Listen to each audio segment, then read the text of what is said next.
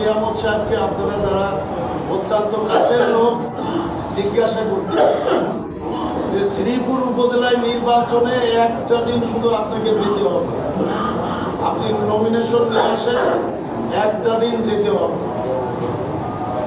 শুধু একটা মিটিংয়ে বক্তব্য দিয়ে আপনি চলে আসবেন, আপনার টাকা কড়ি পয়সা কড়ি কিছুই লাগবে। আমি এখান থেকে বলে গেলাম, আমরা দুই চাচা বেঁচতেই ছিলাম। অতএব সত্যি কথা বলতে, যদি আজকে মনোহর ভাই নমিনেশন না পেত, যদি আমাকে বলতো এটা করা যাবে না, তার অতীত প্রমাণ আমি রাখছি।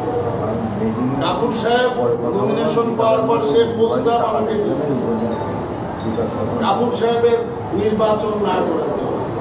আমি বলছিলাম এই মুখটা একদম বন্ধ রাখেন, যদি আপনার রাজনীতি করতে হয় আর আপনি যদি সংসদে যেতে চান, এটি আপনি বর্জন করুন।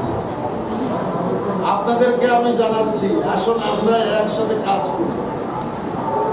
আমরা কেউ মনোহর সাহেবের কিনা গোলাম নয়, আমরা বিএনপি করি, বিএনপি দলের মানুষ।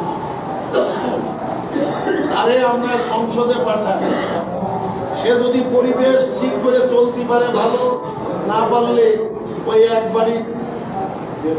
আসলে আমার অতএব সত্যি কথা বলতে, যদি আজকে মনোহর ভাই নমিনেশন না পেত, যদি আমাকে বলতো এটা করা যাবে না, তার অতীত প্রমাণ আমি রাখছি।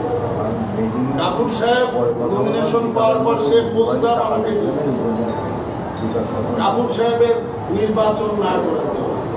আমি বলছিলাম এই মুখটা একদম বন্ধ রাখেন, যদি আপনার রাজনীতি করতে হয় আর আপনি যদি